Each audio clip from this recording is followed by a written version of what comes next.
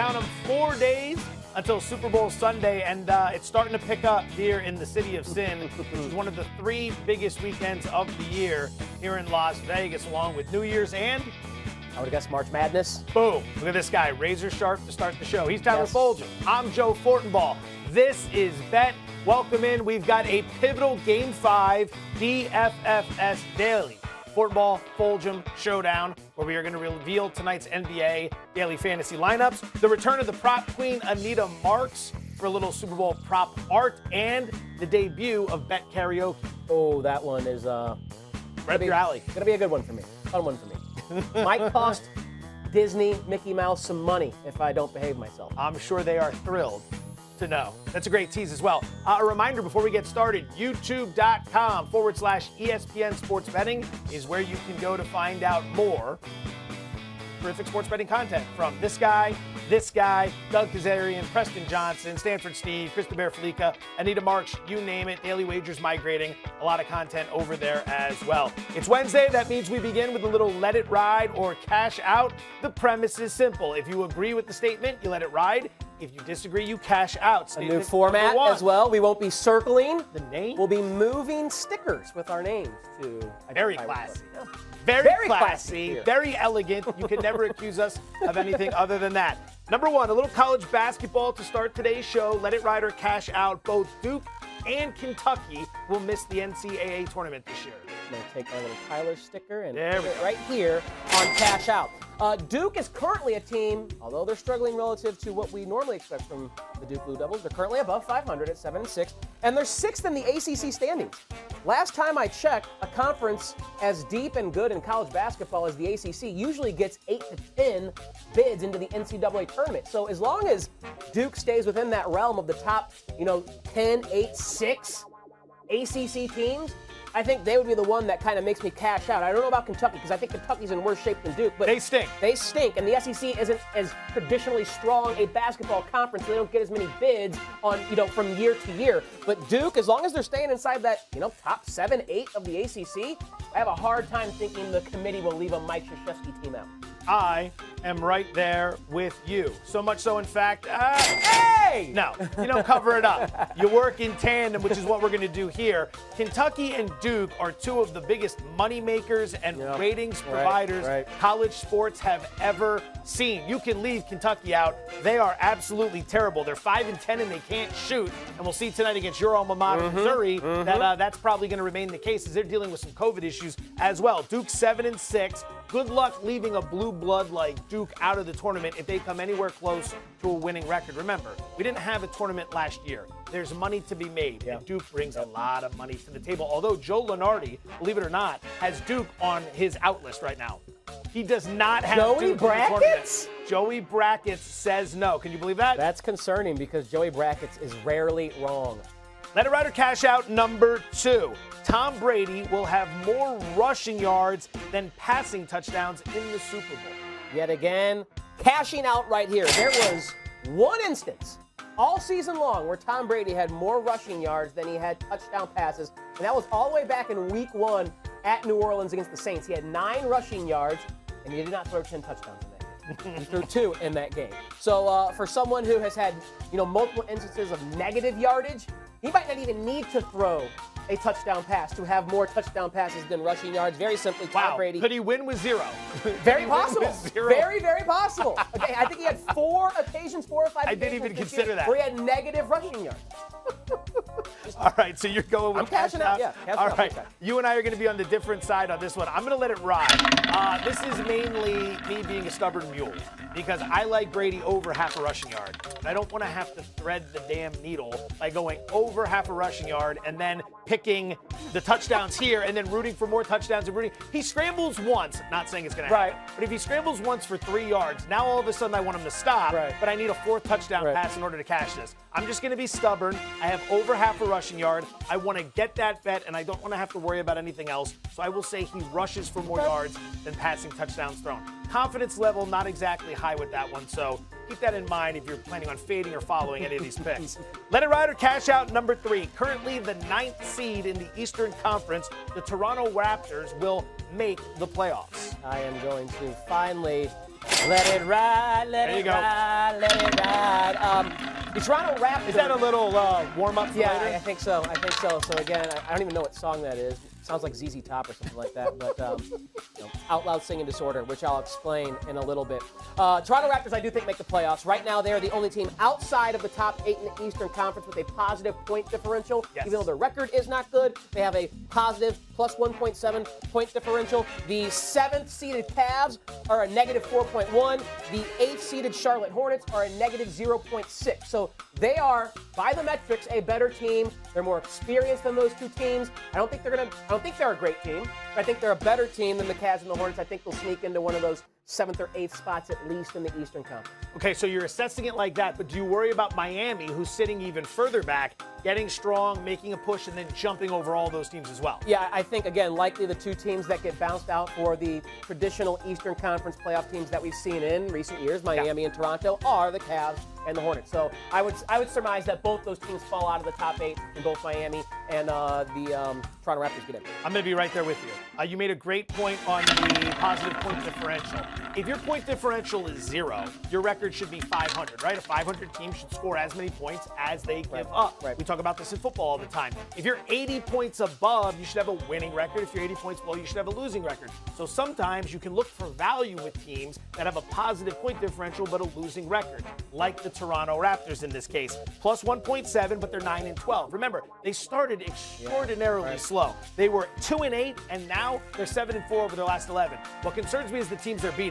Charlotte, a couple wins over Orlando. They did have a win over Milwaukee, I want to say, in there. So they have a good one, but most of the wins in the recent run aren't against quality opposition. So something to keep in mind. But I'm with you. I don't know if Cleveland's going to be able to maintain. And I don't know if the other team you mentioned, Charlotte's going to be able to maintain. So I'll let it ride. They just have better talent than those teams. Van Vliet scored 54 points last night. Kyle Lowry had a triple-double. Siakam is playing better. Chris Boucher is a difference maker off the bench. They're just a better team. They've lost a lot of talent over the last couple off seasons. They need to find a way to gel. We still have Nick Nurse, who's one of the best coaches in the NBA. All right, here we go. A pivotal Game 5 matchup tonight. You may be wondering, it's not the playoffs, Fortenbaugh. Have you lost your melon? I have not lost my melon. DFFS, the Daily Fulghum Fortenbaugh Showdown. We do it every Wednesday. Go to DraftKings. We pick our lineups for this evening. Tyler won the first 2. I've won the second 2. Pivotal Game 5 here. Here is Pivotal Game 5. Chip. Sorry for the bad That's all right. toss there. Good pass, good catch. Here is the chip for last week's win. All right, you want to lead us off? Yeah, I'll lead us off. From what I understand, you put quite a bit of research into this. It was a late submission. It was a late submission. Let's take a look here. What am I up As against? possible. I'm going Ish Smith against Miami, Russell Westbrook, and How dare you use my man Joel Embiid against me? though, are both out, so Ish Smith is going to get as much run as he has at the point guard spot. Eric Gordon, John Wall out. Averages 1.1 fantasy point per minute with Wall and Harden off the floor after Harden's been traded. Hamidou Diallo, a similar situation where I'm taking advantage of injuries for the Oklahoma City Thunder. Both Shai Gilgeous-Alexander and George Hill are out, and this guy averages better than a fantasy point per minute. Could see 30 minutes off the bench. Justin Jackson, the lowest salary you can possibly spend, $3,000, and he averages almost 0.9 fantasy points per minute. Love him. Might be a starter. Embiid hasn't played since Friday, January 29th. Should be fresh and is an MVP candidate. I love DeJounte Murray against Minnesota. What a great matchup. Jaylen Brown against Sacramento with no Kemba Walker and no Marcus Smart. And Victor Oladipo again with John Wall off the floor. Great matchup for Vic. 5-on-5, baby. 5-on-5. You can take Murray, take Eric Gordon, and take Jaylen Brown and remove them all from the equation. They are in my lineup as well. I'm going to anchor it with Sabonis coming off a back-to-back, but he's got Milwaukee tonight. Great like price the pace on Sabonis. Coming up and down. Great price on Sabonis. Very much so. And then Bradley Beal's where I'm going to spend a ton of money as well. Miami's defense has greatly fallen off. I'm paying a lofty price, but Beal's been putting up huge numbers. He could score 50. He could score 50 real points tonight. That's the hope. Points. Now, you and I both went after Murray. I wanted Rudy Gay as well. The matchup for the Spurs is absolutely fantastic tonight. Yep. Anytime you're going against Minnesota and anytime you're going against the Kings, which is what the Celtics are doing, that's where you've got to look for those matchups. Obviously, Garrison Matthews is going to be my extraordinarily low-priced player in the hopes of taking advantage. So it's a 5-on-5, baby. Like Jakob Poeltl, he's got no LaMarcus Aldridge, and again, a great matchup against a catless Karl-Anthony Towns-less Minnesota Timberwolves team. Let's talk Super Bowl 55, 4 days away, and you could listen to this gentleman and myself yak about it nonstop, or we could bring in the prop queen herself, ESPN gambling analyst Anita Marks. kind enough to join us here on Bet. Anita, you know the rules for what we're going to do today. We're bringing you in for your expertise. Tyler and I are going to lay out 4 categories. In each category, we are going to have a prop where we try to sell you on a bet. You will listen to the evidence from my man, you will listen to the evidence from me, and you will decide which prop bet you want to go with. Are you ready? I am ready. Okay, now I want to start by saying for the last 10 years, every time you have called and asked me to join your radio show, I have come on free of charge as a favor to you. Completely unrelated to anything we are about to do. You have been so gracious, Joseph. So gracious. Category number 1 is the quarterbacks. Tyler, you begin. Well, guess who is on Anita's show this very Friday with Anita Marks? So, yes, I too am started to backfire a little bit on me. I am so grateful that she would allow me to do such. All right, Prop Art, I think I have the easier sell here because I'm selling you all on the Kansas City Chiefs. And I think the Chiefs are going to win this game. Anita, I think you believe the Chiefs are going to win this game as well. So let me start with the QB prop. I'm going to go under 21.5 rushing yards for Patrick Mahomes, and you get great value on that at plus 115. The Bucs have a dynamic front 7. Awesome defensive linemen, awesome linebackers like Levante David and Devin White who have the speed if Mahomes breaks the pocket to shut him down and shut him off quickly. We know he's dealing with the toe injury as well. Turf toe tends to linger even though he's had the extra week. And the offensive line is just in shambles there. So I think he's going to be quick passing, not long developing plays that usually lead to him scrambling. Under 21.5. The best way for Mahomes to beat this Tampa Bay team is now with his legs. Use that rocket arm, Patty.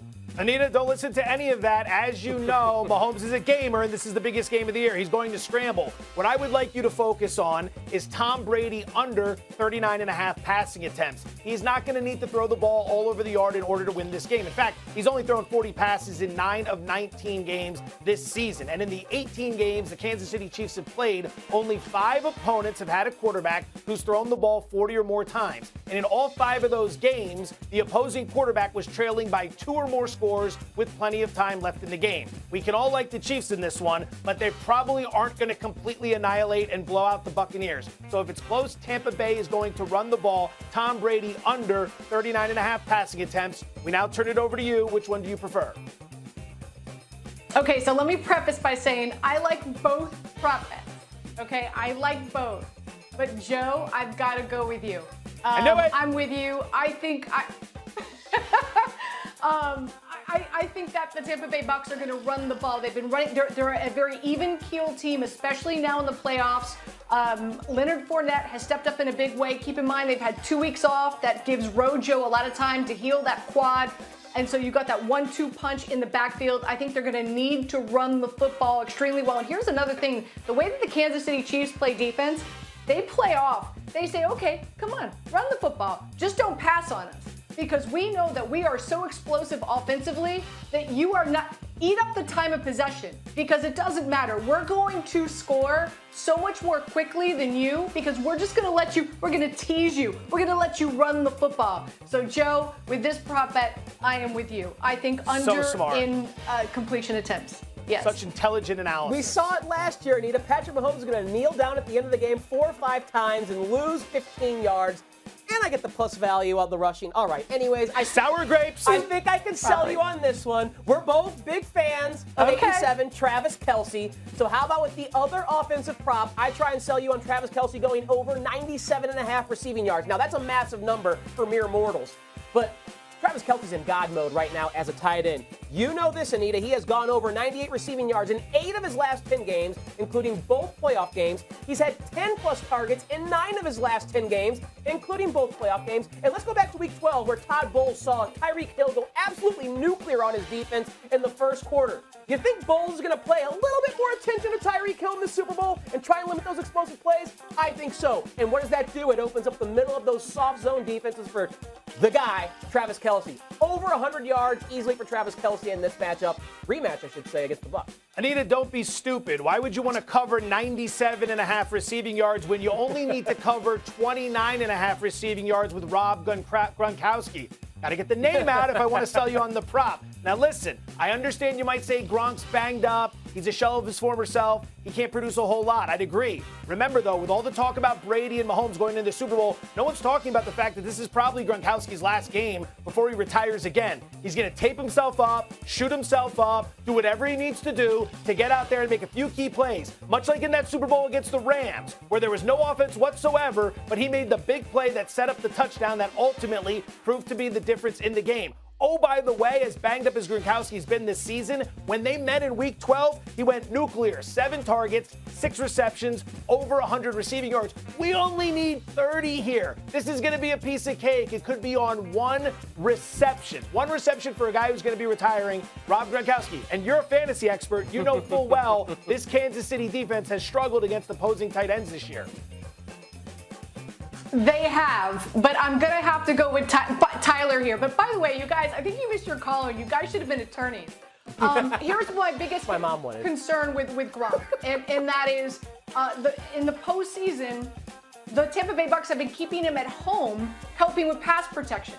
And I think they're going to need to do that again this week, especially through the interior of the line. And I understand that a tight end typically lines up on the exterior of the line, but who knows what Spagnuolo is going to do in regard to blitz packages. So I actually like Cameron Brate more so than Gronk in the passing game for the Tampa Bay Bucs. So I'm going to have to go with Tyler here. I do like Travis Kelce. I think he's right. It's pick your poison with Todd Bowles, the defensive coordinator for the Tampa Bay Bucs. Does he go cover 1, cover 3, or does he go cover 2? If he goes cover 2 more often, then it's going to open up things for Kelce. I think that's what they're going to do. So I'm going to have to go with Tyler here. I like Kelce more so than Gronk this week. Very, very smart, Nita. Why bet on an old Rob Gronkowski when you can bet on the new Gronk? The new Gronk at the tight end position. I hope you both lose. How about that? I hope both of you lose on that one. Well, I hope she picks my defensive prop. How about that, Anita? My defensive prop for the Kansas City Chiefs, and I know you like this one because I know you like this player specifically and how Spags might attack and try and limit Tom Brady. Over 2.5 tackles plus assists for their all-everything defensive tackle, Chris Jones. And we're getting plus value on this. Plus 110 for him to record 3 tackles plus assists. Of course, sacks count as well. He has had 3 total tackles, Chris Jones, in 9 of the 14 games he's played this season, including the playoff game against a run-heavy Cleveland Browns team. And if we expect Tampa Bay to be run-heavy, that helps out Jones. And that's why I think he is going to be someone who's not going to have to rely on sacks, just a couple of tackles of Leonard Fournette or Ronald Jones, and then get home one time to Tom Brady. And I get plus 110 on probably the most talented defensive player on that side for Steve Spagnuolo, Chris Jones, over 2.5 total tackles and assists. I got to be honest. I like that bet a lot. I'm not really going to go with the hard sell here. I'm just going to let you know that I like Shaq Barrett to record a sack for Tampa Bay. My selling point was going to be you don't have to lay a lot of juice at minus 105. Tyler came in and did an excellent job of giving you something at plus 110. Patrick Mahomes does not get sacked a lot, but he's still battling that turf toe injury, and Eric Fisher, his starting tackle, is going to be out for this game. Bowles likes to bring the pressure, but remember something. While he's 5th most in terms of blitz rate in the NFL this year, you're not going to be able to blitz Patrick Mahomes that frequently because he is the best that ever lived at dissecting the opposing blitz. You got to bring it home with your front 4. Barrett's going to be one of the guys that's coming with that pressure. I'm going to say Shaq Barrett, yes, but not that confident. I really like my man's bet here. I really do. I'm going to be honest. I'm going to have to go with Tyler again, guys. Sorry, but not sorry. I love Chris Jones. I think he might even be, believe it or not, I think he might even be the MVP of this game come Sunday night. We all know that Patrick Mahomes, if Kansas City wins, we all know Patrick Mahomes is going to win it. But Chris Jones, he's got a very interesting matchup with Stinney, who's in for Kappa, who's out, that guard on the offensive line. And I think he's really going to get to listen, Michael Strahan, the 2 Super Bowls that the Giants beat Tom Brady and the Patriots, Strahan said the only way you beat Tom Brady is you got to get to him. And that's what Chris Jones and Frank Clark are going to have to do. And I think Chris Jones is going to be a force to be reckoned with. So, and also, fool me once, fool me twice. I underestimated Patrick Mahomes last week with that turf toe. Not again. He excelled what I thought he would be hampered with. So I have to go with Chris Jones here. I think he's going to have a monster game. Both you and Joe Fortenbaugh, obviously very intelligent people, Anita. All right, best of the rest. Any prop that has to do with Kansas City, I'm going to try and sell you on here. I already sold you once on Travis Kelce. Let me double down and give you this prop, which I know these are the type that you love. Plus 130 on Travis Kelce to score a touchdown and the Chiefs to win the game. Now, the Chiefs' money line as 3-point favorites is minus 165.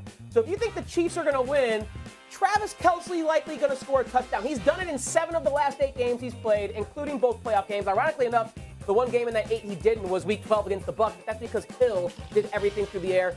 If you think the Chiefs are going to win, how about getting plus value on that victory? And you don't have to worry about the spread as long as Kelce finds the end zone. Anita, diversify your portfolio. If you load up on everything Travis Kelce related, like Bernie Madoff's telling you to do over here, if he gets injured on the second play of the game, you're going to go completely bankrupt like the Mets did when they invested with Bernie Madoff. Be smart. Tom Brady over half a rushing attempt at plus 140. Rush yard? It's a great, rush yard. Sorry, excuse me. Plus, I like both. It's minus 225 or 250 for a rushing attempt. I like that as well. This is just one rushing yard. I don't see Tampa Bay winning this game, so I don't see Brady kneeling late. So I'm not worried about negative yardage. This is for his legacy, like always. The master of the 3rd and 1 sneak, the 4th and 1 sneak, rushing up to the line of scrimmage, catching the opposing defense off guard, quickly sneaking to get the yard and to move the sticks. Tom Brady over half a rushing yard. Plus money, diversify your portfolio. You'll thank me in the morning. Listen, heck would be an attorney. How about hedge fund gurus? So again, let me preface by saying I love both these bets. And I love Travis Kelce. I do believe that he scores a touchdown. And Tyler, I do believe that the Kansas City Chiefs are going to win this game.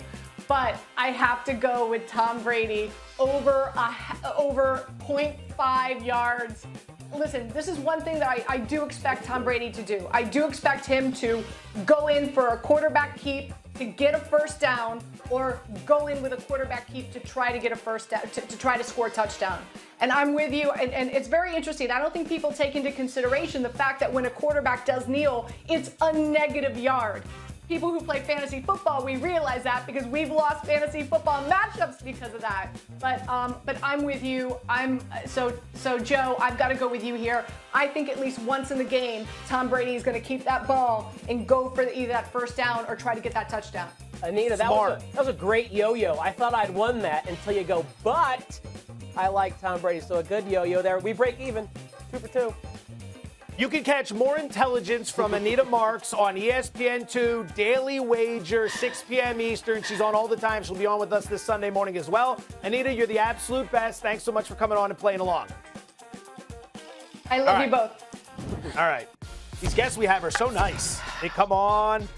Place or pass special teams edition. I'm going to throw a wager out there. You will either place that wager or you will pass on that wager. They are all only. Special teams Don't related. Forget about the special teams. It's not a third of the game either, by the way. People say that, but 33% of the plays are not special teams plays. I want to make that very clear. All right, number 1, the Kansas City Chiefs will record the most punts, plus 165. I'm going to place that, and the reason is the value at plus 165 and the offensive line issues for the Kansas City Chiefs. A sack on 2nd and long, 3rd and long, and they are punting. I don't think they do, but the value is what drives me to place that. I am with you. At plus 165, Tampa punted 55 times this season. Kansas City only punted 52 times. They're close. Yeah. But we're getting plus 165, and we get the better defense with Tampa Bay. I'm with you. Number 2, Tampa Bay kicker Ryan Suckup will score the first points at 5-1. Pass. Sorry, not in a game where Tom Brady and Patrick Mahomes are the quarterback. If this was juiced to 8-1 or 10-1, perhaps I would like that value.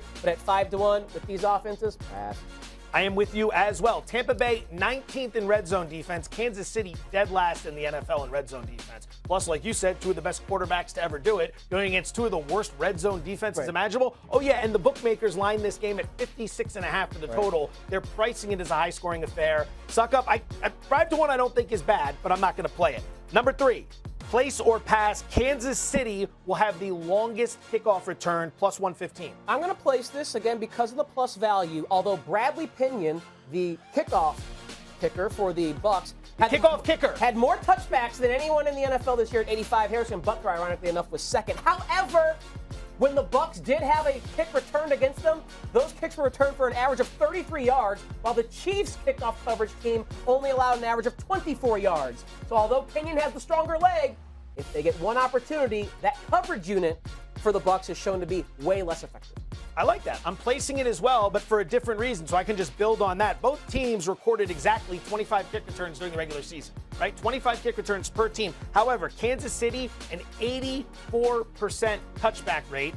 Tampa Bay, a 74% touchback rate, 10% worse. So if Kansas City is getting touchbacks, that means Tampa Bay's not bringing it out. If Tampa Bay's not getting touchdowns, that means Kansas City is bringing it out. Plus 115 is the way to go. All right, first ever installment of what we are going to call Bet Karaoke. We've got some game themes this week for the big game, which is on Sunday.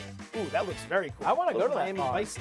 I like the exposed brick and the bright neon Miami-like sign.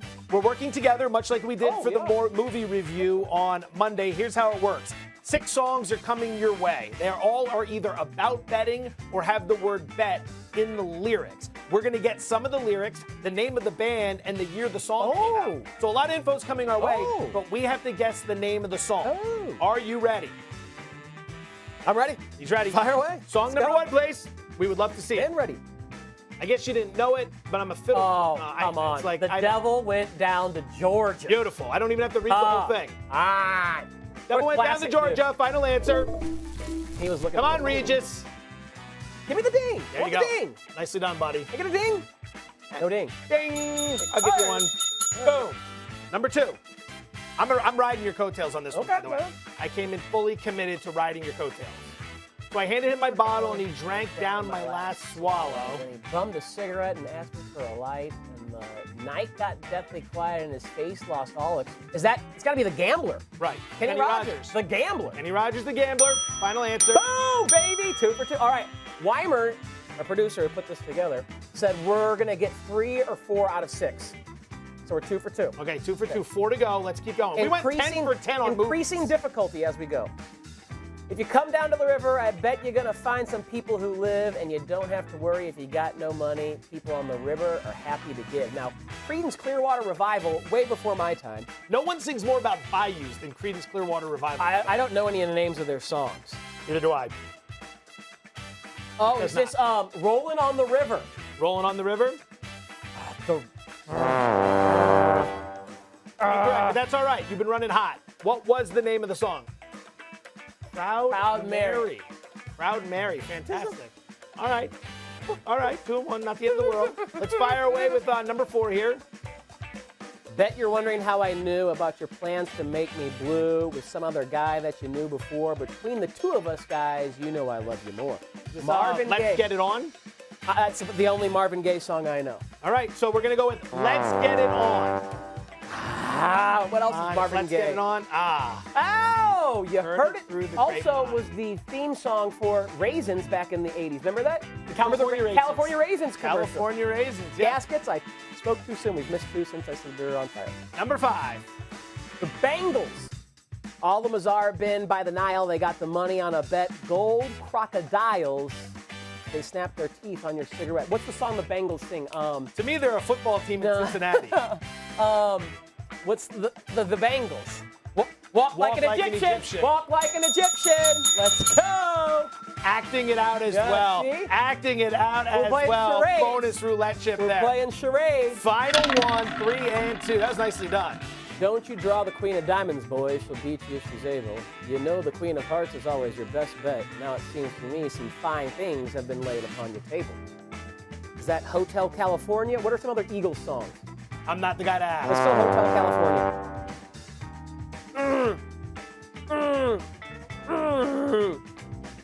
Desperado. Desperado. All right. You know what? What was the Antonio Banderas movie with Selma Hayek? Oh. Was that Desperado? Probably, but the GIF where he looks at the screen and No. That's the Stallone movie. That's the The Specialist or something else. I didn't That's know that. When he does that, Yeah, I mean, that's the Stallone movie. okay, I didn't know Tim that. versus Stallone. So you want to know why our producer, real quickly, was worried about us doing this? I have something clinically diagnosed, OLSD. Clinically diagnosed out loud singing disorder. If I hear a Out-loud lyric, singing I disorder. have to sing. Those who work with me know that you can hear me coming down the hallway by singing some nonsense. It's true. And it was very, very difficult for me not to sing that because if I do, we have to pay royalties to these bands, and Disney, ESPN doesn't want to do that on my behalf. And I don't want them taking it out of my Congratulations paycheck. for not bringing any lawsuits our way, Tyler Fulghum. What a show. Wow. All right, that's it for us. He's Tyler Fulghum. I'm Joe Fortenbaugh. Back tomorrow, 4 p.m. Eastern, 1 p.m. Pacific. We're getting you set for Super Bowl 55. Have a good one, everybody.